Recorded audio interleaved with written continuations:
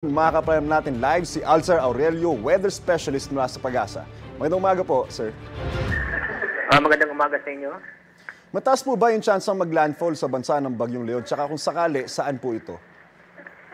Well, inaasahan natin na ito'y lalapit lamang sa Batanes area kapag hindi magbabago ang kanyang pagkilos. At sa araw ng Biyernes, ito'y inaasahan natin na lalapit sa Batanes area. After nito ay maaari mag-landfall sa Taiwan. May mga lugar po bang tinutumbok itong Bagyong Leon na sinalanta ng Bagyong Christine? At gaano po kalaki ang inaasahang pinsala na idudulot nito ni Leon? Well, ito sa lugar na naapektuhan ng Bagyong Christine ay hindi ito dadaan ang Bagyong Leon.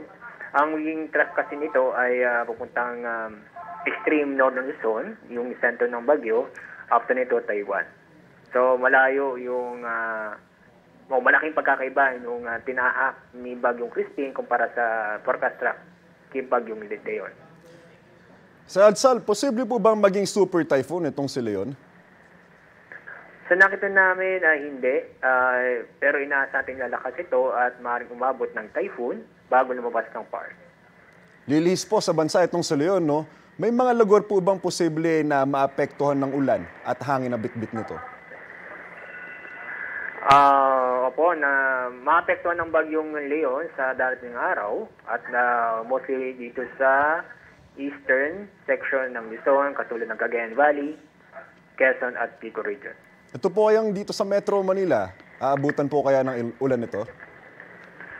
Yung direktang epekto ng bagyo ay hindi, pero yung trough o yung extension area ng bagyo ang nakita namin na maapektuhan ng Metro Manila. Pag gano'n, iisaasahan ng mga maulap ang kalangitan at may mga kalat-kalat na pag-ulan tayong inaasahan dahil sa trap ng bagyo. Para po sa mga kapuso natin, no, para sa darating na undas, aasahan po ba na magiging maulan? Inaasahan natin by Friday, sa labas ito ng PAR ang Bagyong Leon. So, pero may mga nakita tayo mga kalat-kalat na pag-ulan o concentrated na mga pag-ulan sa western section ng Visayas. So doon lamang ang inaasahan natin na hindi ganong gaganda ang panahon sa araw ng Biyernes doon sa bandang western section ng Visayas. Maraming salamat. Magandang umaga po. Alzar Aurelio, weather specialist mula sa Pag-asa. Thank you po. Mag-ingat tayo.